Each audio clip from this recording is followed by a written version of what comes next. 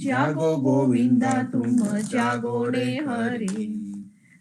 आरती श्री जगन्नाथ मंगला करी, परसत चरणार बिंद आपदा हरी।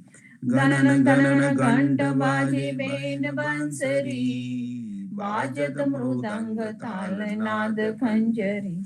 दीपक ज्योत जगमगे श्री कंचनापुरी, नववाती अगर तेल पावक जरी। इंद्र दमन सिंधु गाजे रोहिणी खड़ा, मारकंड श्वेत गंगा आनंद भरा।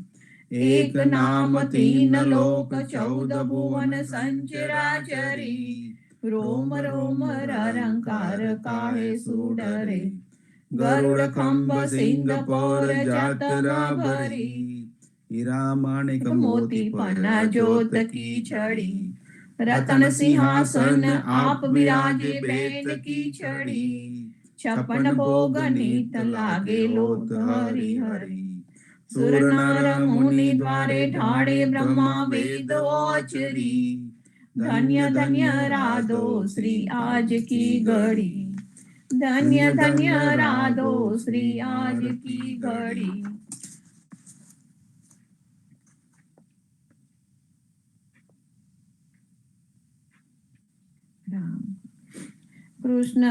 कृष्ण जी कहता उठो रे प्राणी।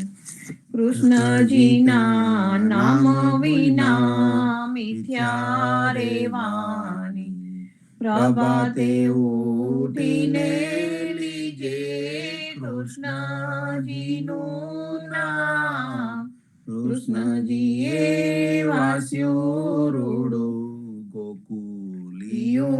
गाम। कृष्ण जी माता रे हमारे, कृष्ण जी तात सगाने सहोदर मारे। कृष्ण जी प्रात। कृष्ण जी ए मामो मार्यो, मासी संहारी। પોતાના જાનીને હરિએ મુક્તિ આપી। કૃષ્ણજીએ અજામિલ તાર્યો, મહાહૂતો પાપી। એક કોલીએ કૌતુક કીધું, તેને અચલ પદવી આપી। કૃષ્ણજીએ ગુણગાતારી, अहल्या उदारी। कृष्ण जी ना नाम ऊपर जाऊ बलिहारी। दास लड़ा बने रे हरिनी, भगती जानी।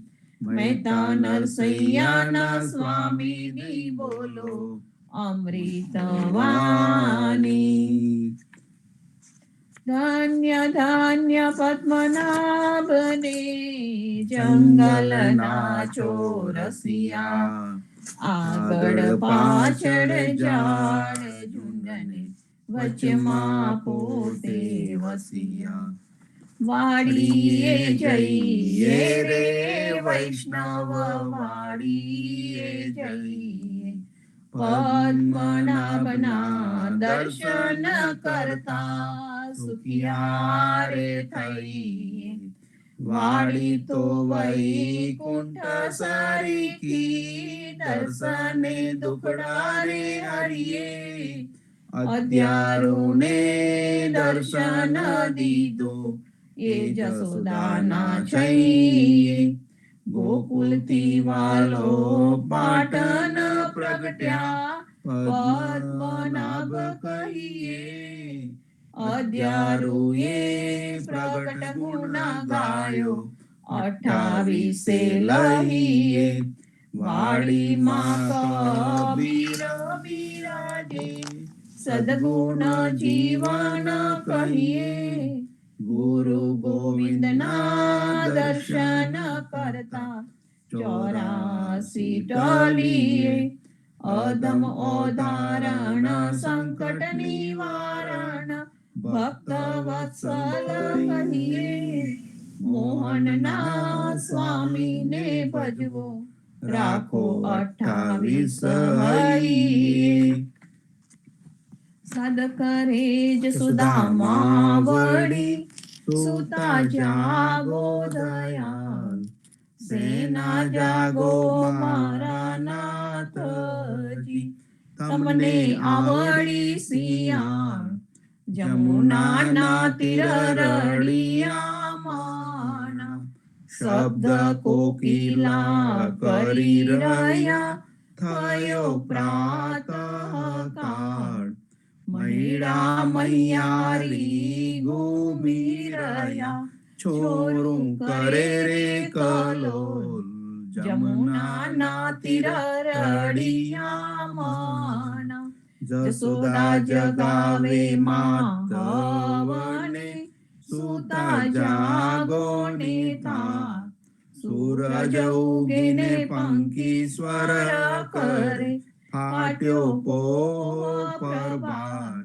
જમુનાના તીર રળિયામણા, આળસ મરડીને કૃષ્ણ ઉઠિયા. આવ્યા રંગ મહલ, દાતન આલો જસોદા વળી. મારે થાય છે વાર, જમુનાના તીર રળિયામણા. સોના ચારી જમુના જલ ભરી, આવેર દાતણ સાર. દાતણ આલો દીનાનાથને, મુખલુઆરો માર. જમુનાના તીર રળિયામણા, દાતણ કરી કૃષ્ણ ઉઠિયા. દૂધ આલો જસોદા માય, કરમે દોણીને ખભે દામનું. જસોદા દોવાને જાય, જમુનાના તીર રળિયામણા. વાછરડા વાડે ગોવાળીઓ, જસોદા દોવે છે ગાય. સોના વાડકા દૂધે ભર્યા, માહી સાકર સાર. જમુનાના તીર રળિયામણા. દૂધડા પાઉં દીનાનાથને, હૈડા ટાળા થાય. રોટલી આલુ હરિના હાથમાં, માહી માખણ સાર. જમુનાના તીર રળિયામણા. સોના રૂપા કેરી કાંસકી, ચૌવા ચંદન સાર. ચોટી ગૂંથું દીનાનાથની, વેણ મોટેરી થાય. જમુનાના તીર રળિયામણા. પૂરી તરુમાં સુરની, શીરો સુગંધદાર. અથાણા મંગાવું વિધ વિધના, ભોજન કરો રે ભગવાન. જમુનાના તીર રળિયામણા. તરત નાતાવ્યા ધૃત તૈયાર છે, દહીં દૂધ માખણ સાર. કપૂરે ઉતારું હરિની આરતી, આરતી ઉતારે બ્રિજનાથ. જમુનાના તીર રળિયામણા. ભોજન કરવા કૃષ્ણ ઉઠિયા. આચમન આલો મારી માય, સોના જારી જમુના જલ ભરી. આચમન લ્યો ને દયાળ, જમુનાના તીર રળિયામણા. ભોજન કરીને કૃષ્ણ ઉઠિયા. મુખવાસ આપો નંદજી તાત, લવિંગ સોપારીને એલચી. પાન બીડા બે ચાર, જમુનાના તીર રળિયામણા. માળને આવી મધુવનથી, લાવી ચોસર હાર, ફૂલ ભરાવું હરીને આંબોળે, મોહી ગોકુળની બ્રિજનાળ, જમુનાના તીર રળિયા મન, ચરણે મેલું તારો ચાબકો, ડગલો પહેરો દીનાનાથ, ગજવે ગાલું બદામ પીસતા, શેરડી દાડમ દ્રાક્ષ, જમુનાના તીર રળિયા મન, ચરણે મેલું તારી પાવડી, મોજા પહેરો મહારાજ, હાથમાં આલુ લાલ લાકડી, ગાયો છોડો દીનાનાથ, જમુનાના તીર રળિયા મન, જસોદાએ મહિડા વલોવિયા, આસીઓ દારી રાત, બલભદ્ર વાછરડા બાંધશે, ગાયો છોડો મહારાજ, જમુનાના તીર રળિયા મન, ગાયો ચારવા હું તો નહીં જાઉં, ઓ જસોદાજી માત, જમુનાના જલ છે બિહામણા, સાથે મોકલો સુદામા થાળ, જમુનાના તીર રળિયા મન, કદમ ચડીને જંપલાવ્યા, પેઠા સાત પાતાળ, કૃષ્ણએ કાળી નાગ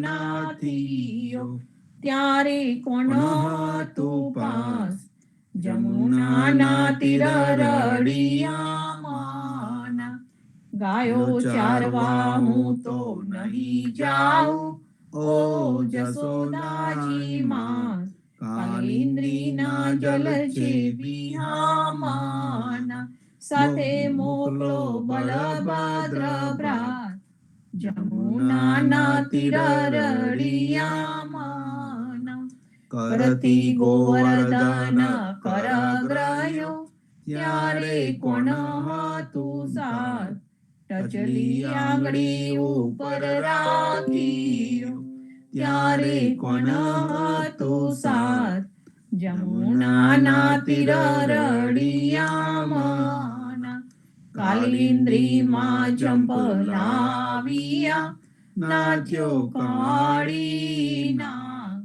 નાગ નાથીને તમે સંચર્યા, તમને શું કરે સાપ, જમુનાના તીર રળિયા મન, ગોકુળ રાખ્યું રે લંતો, ત્યારે કોણ હતું સાથ, બ્રહ્મા વાછરડા હરી ગયા, ત્યારે કોણ હતું સાથ, જમુનાના તીર રળિયા મન, નવા નિપજાવ્યા તેટલા, કોઈએ ન જાણી વાત, બ્રહ્મા આવીને ચરણે નામ્યા, વાછરડા આલ્યા દીનાનાથ, જમુનાના તીર રળિયા મન, જમુનાને તીરે જઈ ઉભા, મુખ મુરલીની તે, વનમાં વગાડે રૂડી વાંસળી, ગોપી સૌ કીધો ઘેર, જમુનાના તીર રળિયા મન, ગાયો ચારીને કૃષ્ણ આવ્યા, ઓ જસોદાજી માત, નંદજીને આપો વધામણી, આવ્યા હળદર ભ્રાત, જમુનાના તીર રળિયા મન, ગોકુળ લીલા જે કોઈ સાંભળે, ગાય નર ને નાર, ભવસાગર ફેરો ટાળે, ગાય માધવ દાસ, જમુનાના તીર રળિયા મન, જીવનજી મહારાજ માગું શરણું તમારું, શરણું તમારું રામા શરણું તમારું. જીવનજી મહારાજ માગું શરણું તમારું. કૃષ્ણદાસને ભક્તિ આપી સર્વે ભક્તોની કષ્ટી કાપી. બોજા ગુજરનો ઉદ્ધાર કીધો કેશવદાસને શરણે લીધો. ગુરુ સંગાતે યાત્રા મીસે મારવાડને ઉગાર્યો.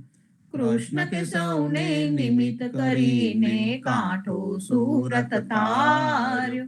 પદ્મનાભ જ્ઞાનીજી દાદા સુખદેવજી ગોપાળ.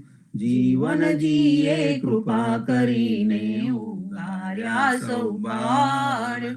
રામ કબીરની દ્રઢ નૌકામાં જીવનજી બેસાડે. કૃપા કરીને કબીર કૃપાલુ ભવસાગર ઉતારે. જીવનજીના બાલ ગોપાળો રામ કબીર ઉચ્ચારો. ભવસાગરથી તરવાનો આ સુંદર છે બહુમારો. અનન્ય ભક્તિ નામ નિષ્ઠાને સત્સંગતિને ધારો.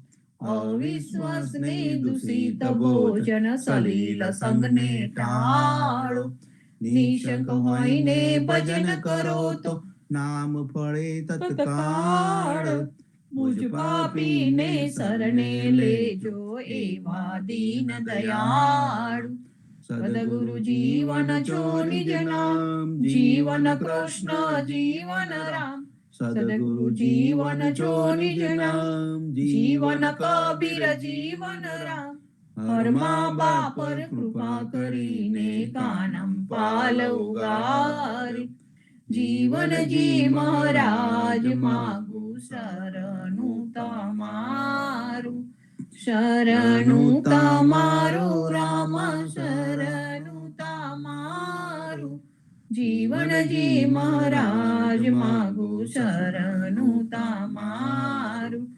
જીવન શ્યામને દ્વારિકાદાસ, રાઘવ વસંતને નરસિંહદાસ. ભગવાન રઘુનાથને શ્રી જગન્નાથ. જગદીશ ચંદ્ર તે સુત યદુનાથ. જગદીશ ચંદ્ર તનય પ્રેમ જીવનદાસ. પ્રેમ જીવનદાસ ના અપૂર્વ દાસ. એ છે જીવનજીનો પરિવાર. ગુરુ પરંપરાનો એ વિસ્તાર. ગુરુ પરંપરા જે જન ગાય તે જનનું જીવન પાવન થાય. ગુરુ પરંપરા જે નિત્ય ગાય ઈષ્ટ કૃપા તે જન પર થાય. અહર્નિશ સ્મરણ જે જન કરે પ્રેમ ભક્તિથી તે જન તરે. જીવનજી મહારાજ માગું શરણું તમારું, શરણું તમારું રામ શરણું તમારું. જીવનજી મહારાજ માગું શરણું તમારું. આનંદ આરતી હરખ અપારા. હરિજન આए मेरे प्राण आधारा. संतो दर्शन त्रण ताप निवारे. जन्म मरण भव सागर तारे. શાક પાક મલી ભોજન પાવો. શાંત સંગત મલી હરિ ગુણ ગાવો. ઘેર ઘેર મંગલ હોત બધાઈ. જન જીવન તા બલ બલ જાય. આનંદ આરતી હરખ અપારા. હરિજન આए मेरे प्राण आधारा. સ્વામી કૃપા કરો અતિ જ્ઞાની. સ્વામી રે મારા સ્વામી કૃપા કરો અતિ જ્ઞાની. ભાજો અનુવિચાર અચલ ભક્તિ દેતા હે. જે છે મુક્તિ ભંડાર પાએ લાગી કરું વિનંતી. સ્વામી કૃપા કરો અતિ ઘણી, સ્વામી રે મારા સ્વામી કૃપા કરો અતિ ઘણી. ભાજો કુવિચાર અચલ ભક્તિ દેતા હે. જે છે મુક્તિ ભંડાર પાય લાગી કરું વિનંતી. ચહોદીસ બાંધો જીવના દેવ રઘુપતિ કિયાન. વાટ ઘાટ રક્ષા કરો છોડાવો ચારે ખાન. જીવનજી છોડાવો ચારે ખાન. સર્વે સંતોને પ્રભાતના રામ કબીર.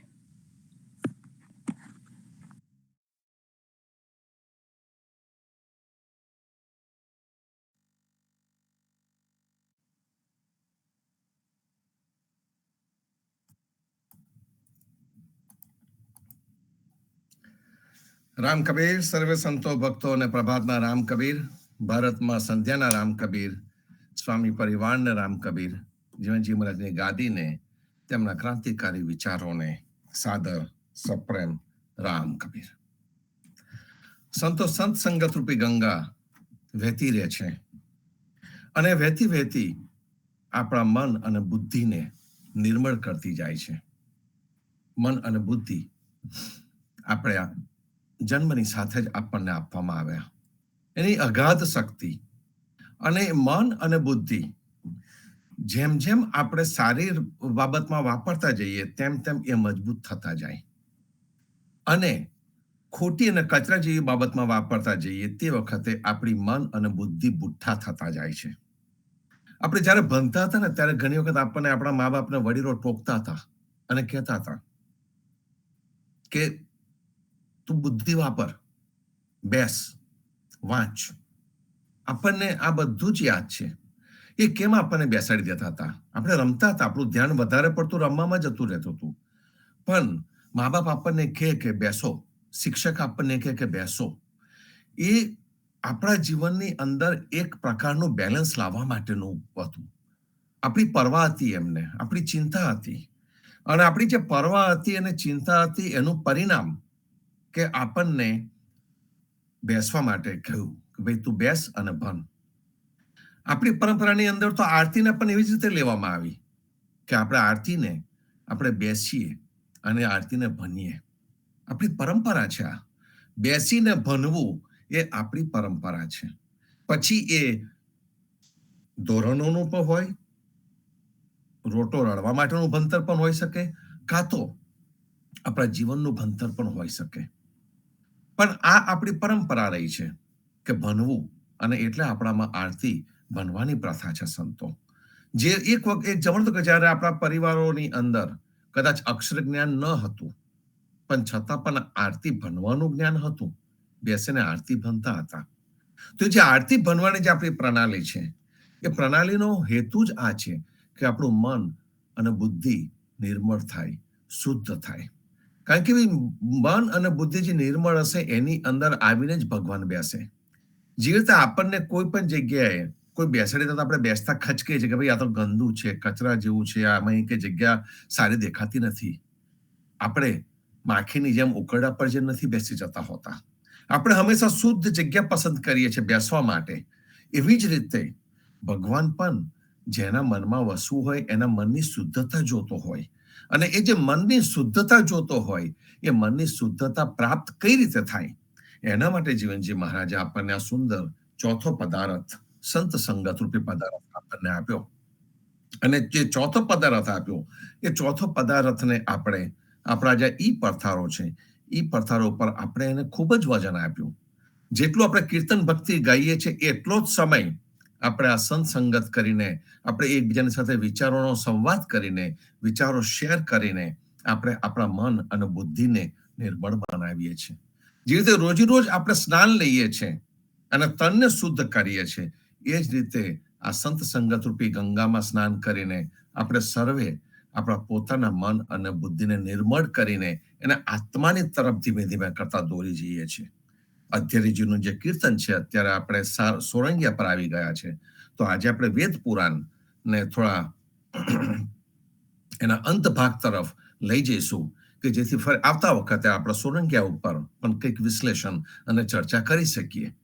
જે રીતે આપણે આગલું કીર્તન જોયું હતું, એ જ રીતે આ કીર્તનની અંદર પણ અધ્યરીજી હંમેશા પૃષ્ઠ ભૂમિકા બાંધે છે.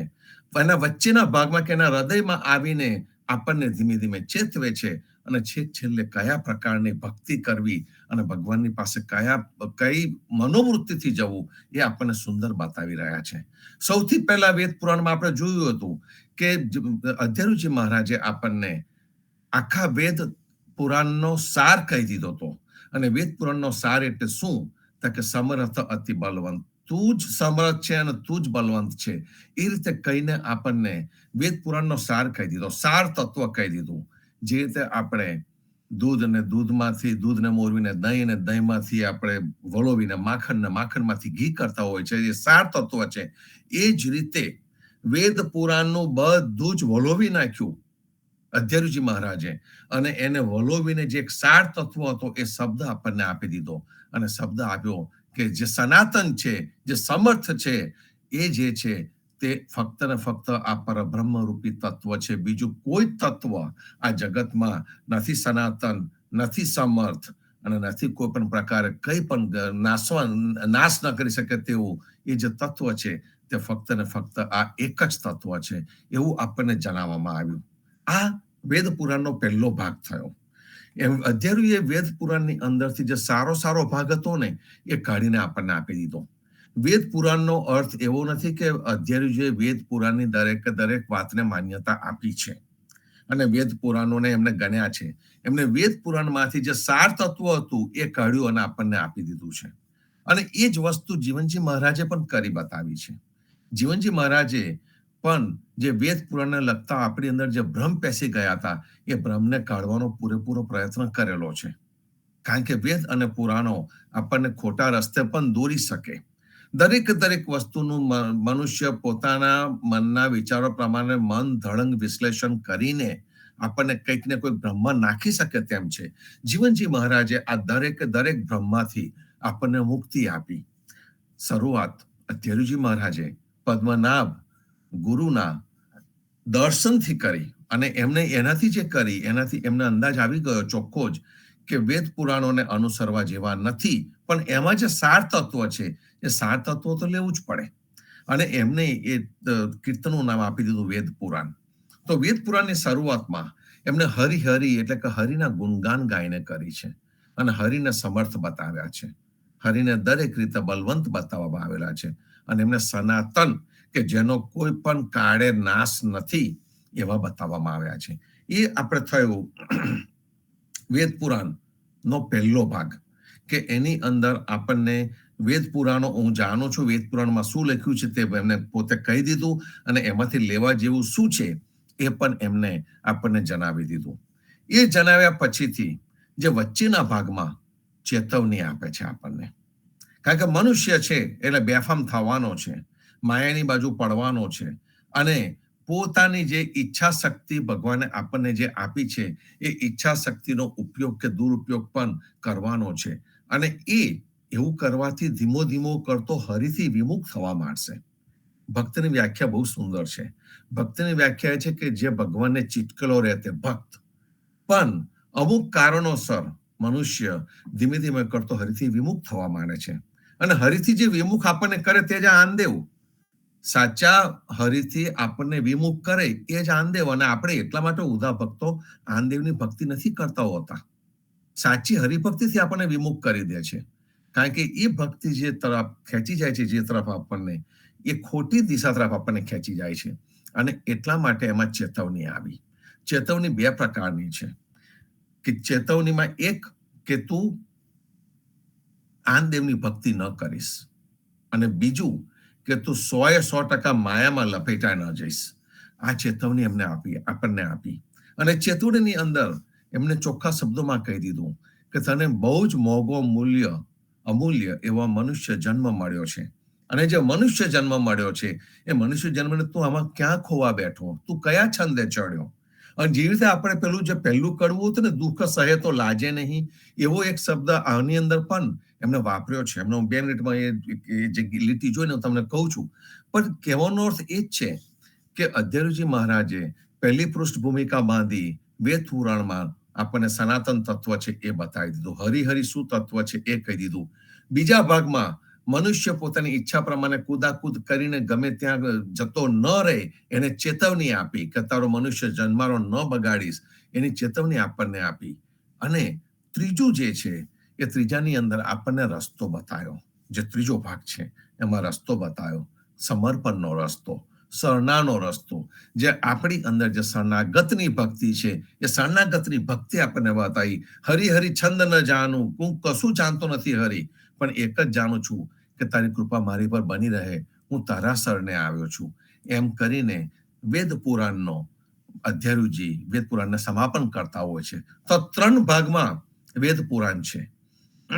એક ભાગમાં આપણને હરિનું વર્ણન કરે છે, બીજા ભાગમાં આપણને મનુષ્ય તરીકે ચેતવણી આપે છે, અને ત્રીજા ભાગની અંદર આપણને કહે છે કે તું શરણાગતની ભક્તિ કર, એનું શરણું લે. શરણું લઈશ તો તું કોનું લઈશ? તો કે તું એનું શરણું લે કે જે તારા જીવનમાં કોઈક બદલાવ લાવી શકે, જેના લીધે તું જીવનમાં કંઈક કરી શકે, એનું તું શરણું લે.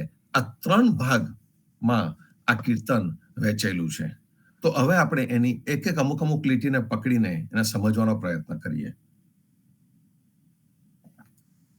જે પહેલો ભાગ છે એ ભાગ આપણે લીટીએ સમજીને જોયેલો હતો. જે બીજો ભાગ છે એની અંદર જે જીવાત્માને જે ચેતવણી આપે છે એ ચેતવણી આપણે જોઈએ.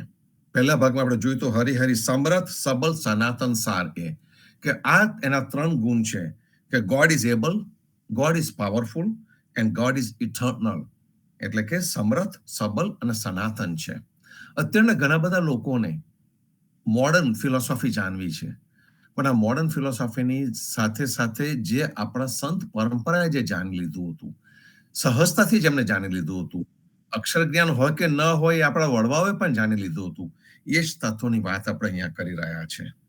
અને એ તત્વની આપણને અચલ સેવા કરવા માટે કીધું છે. હવે ચેતવણી ક્યાં આગળ આપે છે? ચેતવણી અહીં આગળ આપે છે કે હરિહરિ ધંધેરે વાહ્યો બાપ વિસાર્યો. તું એવા કાર્યમાં લાગી ગયો, માયાના કાર્યમાં એટલો બધો લાગી ગયો કે તું સર્જનહારને, તારા ક્રિએટરને જ ભૂલી ગયો. અને તું તારા ક્રિએટરને ભૂલીને શું કર્યું? તો કે હરિહરિ દર્શન સેવીશ, ધર્મ સંભાળીશ. એનો અર્થ કે દર્શન શાસ્ત્રોની પાછળ તું પડીશ, કે ગમે એટલી જાતના કર્મકાંડ તું કરીશ, ધાર્મિક ક્રિયાઓ કરીશ, પણ એનાથી કોઈ ફેર પડે નહીં. એને બતાવ્યું કે અચલ સેવા વિના વનસ હશે, એ કે અચલ સેવા એટલે કે એક નિષ્ઠાવાળી ભક્તિ એ જો તું નહીં કરે, અચલ ભક્તિ દે તાહેરી. અધ્યરુજીએ અચલ શબ્દ બહુ વખત વાપર્યો છે. અચલ માટે આપણને ખબર છે કે ધ્રુવની ભક્તિને પણ અચલ કહેવામાં આવે છે, પણ અચલ ભક્તિ દે તાહેરી જે છે મુક્તિ ભંડાર. અધ્યરુજીએ આ શબ્દ વારે ઘડીએ વાપરીને આપણને કહ્યું છે. અને એને જગદીશ મહારાજ હંમેશા કહેતા કે એક નિષ્ઠાવાળી ભક્તિ, કે આપણી ભક્તિની અંદર 2 નિષ્ઠા ન હોઈ શકે, એક નિષ્ઠાવાળી ભક્તિ.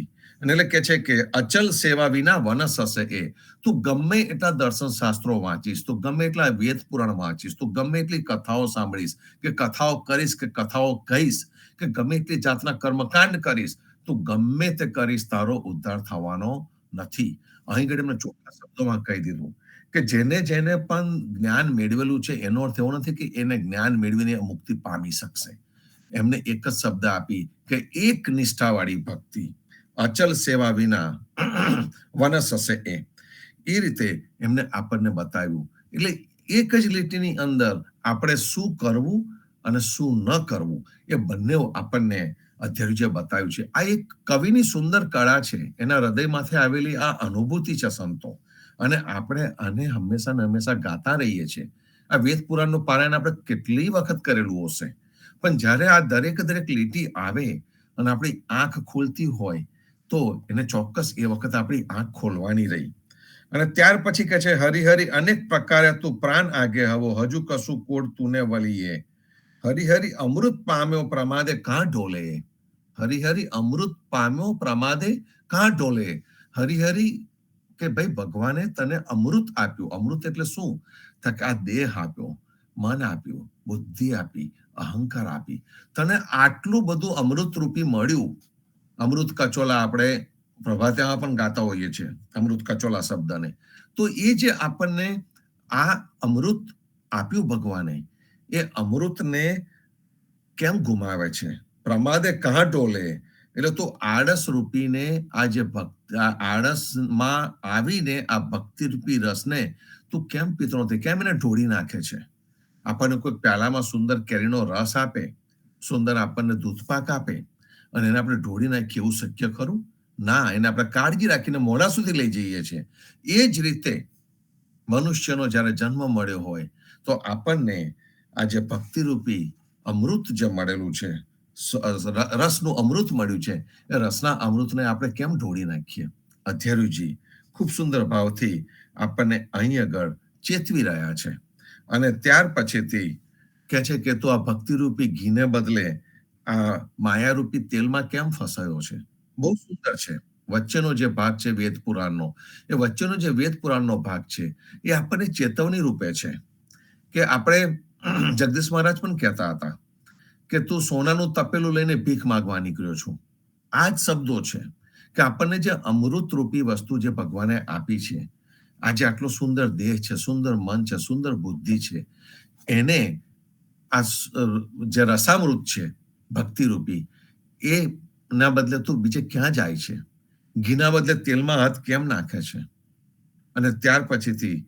એક સુંદર જગ્યાએ એમને કહ્યું થોડા ચેતવણી પણ આપી આપણને કે જ્યારે યમ સદનના માર્ગે જતા હોય તે વખતે જ્યારે જીવાત્માને બહુ તરસ લાગે તે વખતે રસ્તામાં હરસિદ્ધિ માતા કઈ પરબ લઈને બેઠેલા હોય છે ઉલ્લેખ છે આનો કોક જગ્યા ઉપર અને અને આમાં વેદ પુરાણમાં પણ આ લીટી છે લીટી 33 નંબરની અને એની અંદર આપણને કહે છે કે પરબ માણીને બેઠા હોય છે પણ એ પાણી આપે એના બદલામાં એટલી જ સંખ્યામાં તમારે લોહી પણ એટલું એમને આપવું પડે તો એ તમને આપી શકે એટલે આપણને કહે છે કે પરબ તો એને માંડી છે પણ એના બદલામાં એટલું જ લોહી આપો તો જ તમને આ વસ્તુ થઈ શકે અને એવું જ કંઈક આ વેદ પુરાણોમાં પણ થયું છે વેદ પુરાણોની અંદર જે યજ્ઞ યાગાદી આપણને આપવામાં આવે છે જે યજ્ઞો કરવામાં આવે છે એ યજ્ઞો કરવાથી ફળ મળે છે કારણ કે વેદનો જે મોટો ભાગ છે જે વેદના 14 ભાગ કહેવાય છે એના 14 ભાગમાંથી 13.5 ભાગમાં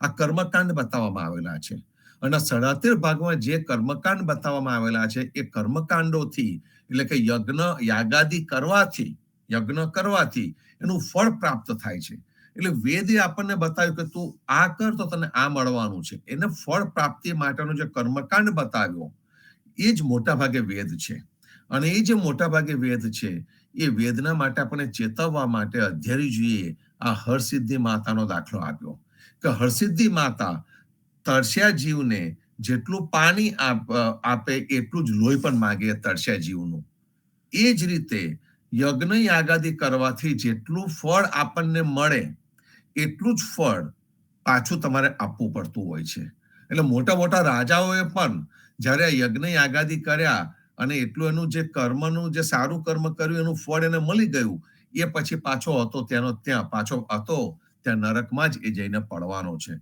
અધ્યરુજીએ અહીંયા ચેતવણી મૂકેલી છે સુંદર ઉદાહરણ આપીને અને એ જ સુંદર ઉદાહરણ આપીને જે એ ચેતવણી આપેલી છે એ આપણે ધ્યાનમાં રાખવા જેવી છે કારણ કે આપણી અંદર જે સુંદર ભાવ છે એ સુંદર ભાવ જે મનનો છે એ મનનો ભાવ પકડી રાખવાની વાત અહીંયા કરી છે અને છેક છેલ્લે ખૂબ સુંદર રીતે આપણને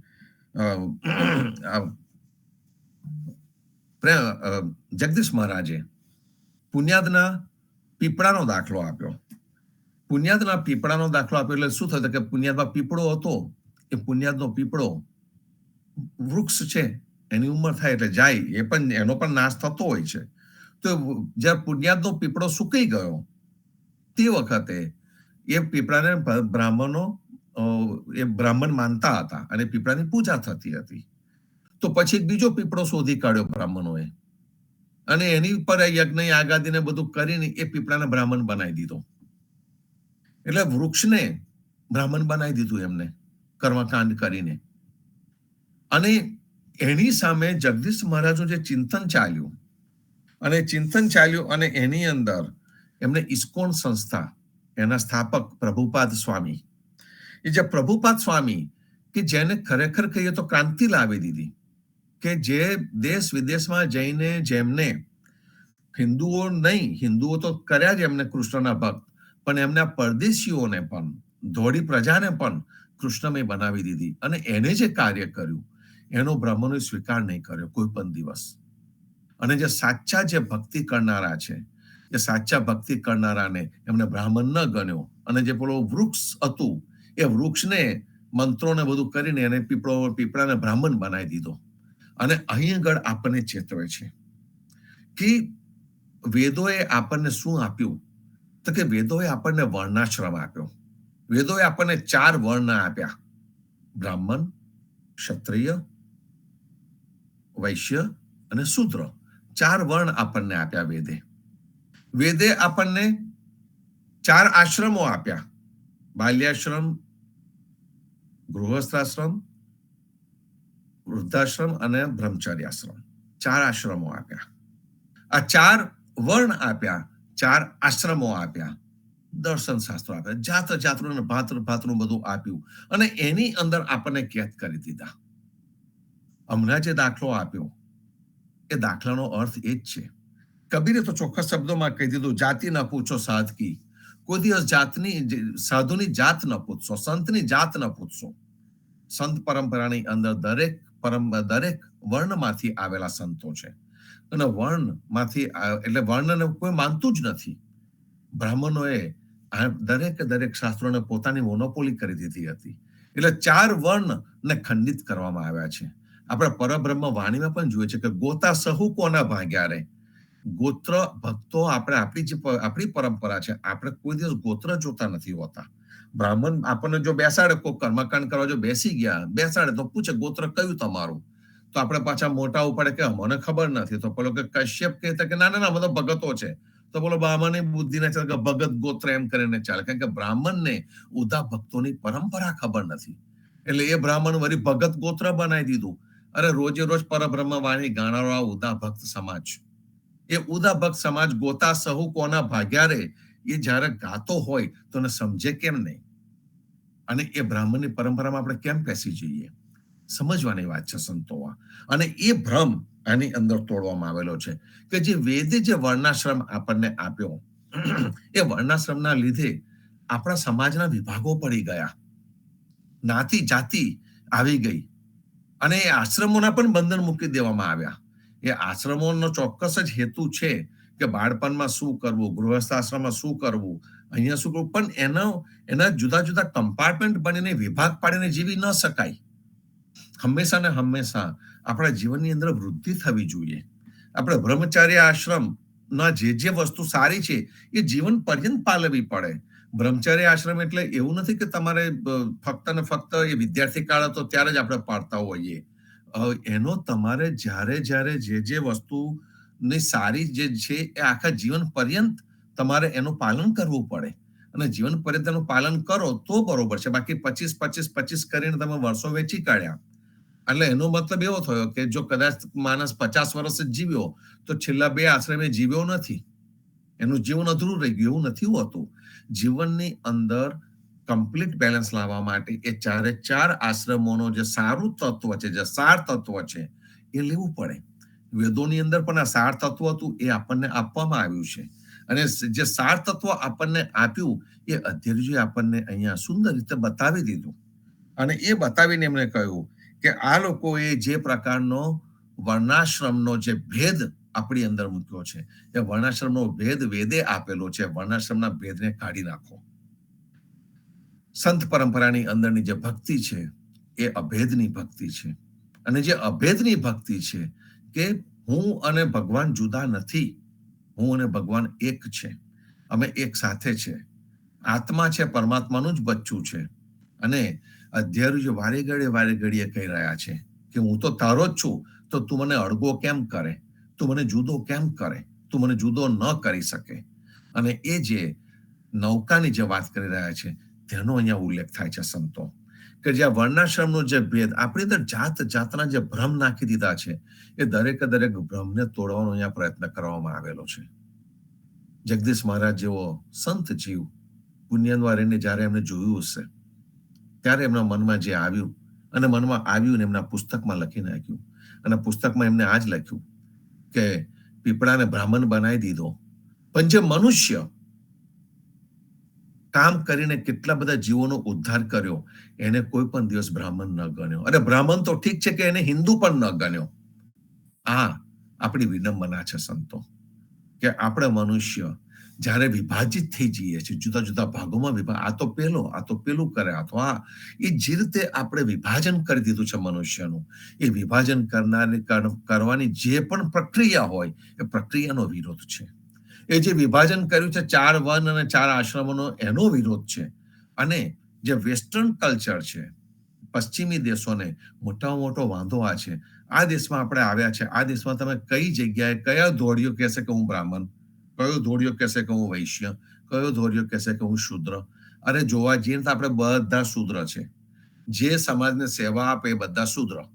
એનો મતલબ કે હું અકાઉન્ટન્ટ છું, હું પણ શૂદ્ર. આ એન્જિનિયરો જે સેવાઓ આપે છે એ પણ શૂદ્ર.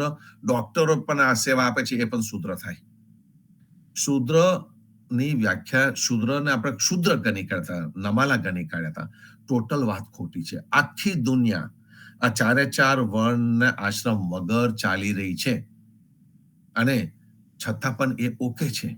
એનું કારણ છે કે વિભાજિત જે પણ વસ્તુ કરે ને એ ન ચાલે. આપણે અત્યારે દેશો પ્રમાણે વિભાજિત થયા, ભાષા પ્રમાણે વિભાજિત થયા, રાજ્ય પ્રમાણે વિભાજિત થયા, કેટલી રીતે મનુષ્ય એ વિભાજિત કર્યો. પણ તમે દરિયા ઉપર જશો તો તમને લાગશે કે ભાઈ આ પાણી વિભાજિત થયેલું છે કોઈ જગ્યાએ, કે આ પાણી આપણે નામ આપ્યા છે એટલાન્ટિક ઓશન ને પેસિફિક ઓશન ને ઇન્ડિયન ઓશન, એ પાછા ખંડ પ્રમાણે આપણે નામ આપ્યા, પણ એ મનુષ્યની જ ક્રિએશન છે. પણ ભગવાનને એ પાણીને કોઈ પણ રીતે વિભાજિત નથી કર્યું, એ પાણીને એ જ રીતે રાખ્યું છે. સૂર્યનો જે પ્રકાશ છે એને ભગવાને વિભાજિત નથી કર્યો, એને એ જ રીતે રાખેલો છે. ચંદ્રની જે શીતળતા છે એ પણ બધે એ જ પ્રમાણે પ્રસરેલી હોય છે. જે વૃક્ષ આપણને છાંયો આપે, એ પછી એ વૃક્ષ અમેરિકામાં હોય કે ભારતમાં હોય, એનો છાંયો એક જ પ્રકારનો રહેવાનો છે. એ જે ફળ આપે છે એ પણ એ પ્રકારનું જ રહેવાનું છે. સર્વેના માટે છે, બધાના માટે છે. પછી મનુષ્ય આવ્યો ને પોતાનો માલિકી હક જમાવવા માંડ્યો, એ વાત જુદી છે. પર્વતો આપ્યા, આપણને ધરતી આપી, ભગવાને જે પણ આપી છે એ દરેક વસ્તુ અવિભાજિત છે.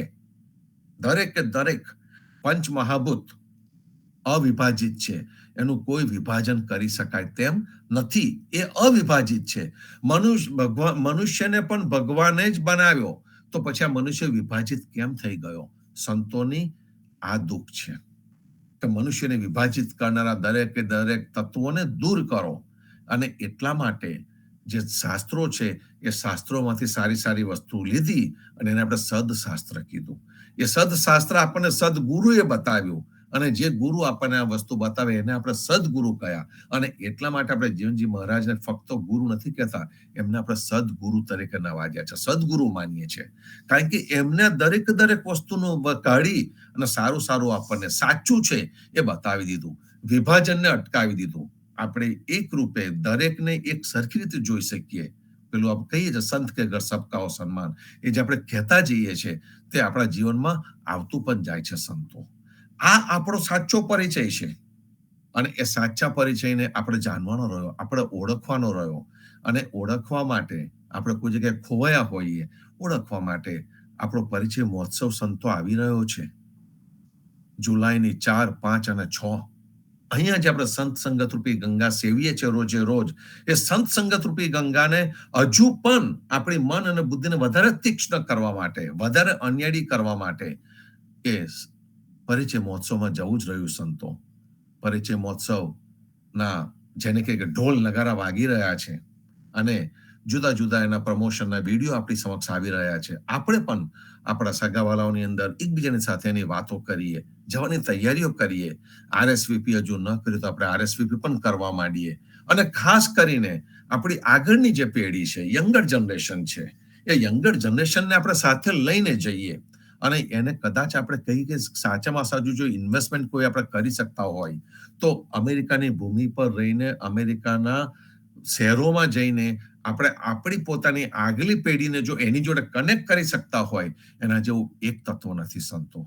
તો ચોક્કસ જ આપણે આપણો જે પરિચય મહોત્સવ છે જ્યાં આપણને શુદ્ધત્વનો ખ્યાલ આવશે, આપણે શું છે એનો ખ્યાલ આવશે, આપણી પોતાની અસ્મિતાનો ખ્યાલ આવશે, એ જગ્યાએ ચોક્કસ જ આવવું રહ્યું, જવું રહ્યું, એકબીજા સાથે વાત કરીએ, એકબીજાને કેળવીએ આપણે અને આગળ વધતા રહીએ. સર્વ સંતો ભક્તોને પ્રભાતના રામ કબીર, ભારતમાં સંધ્યાના રામ કબીર, સ્વામી પરિવારના રામ કબીર, જીવનજી મહારાજની ગાદીને, તેમના ક્રાંતિકારી વિચારોને સાદર સપ્રેમ રામ કબીર. સર્વે સંતોને પ્રભાતના રામ કબીર.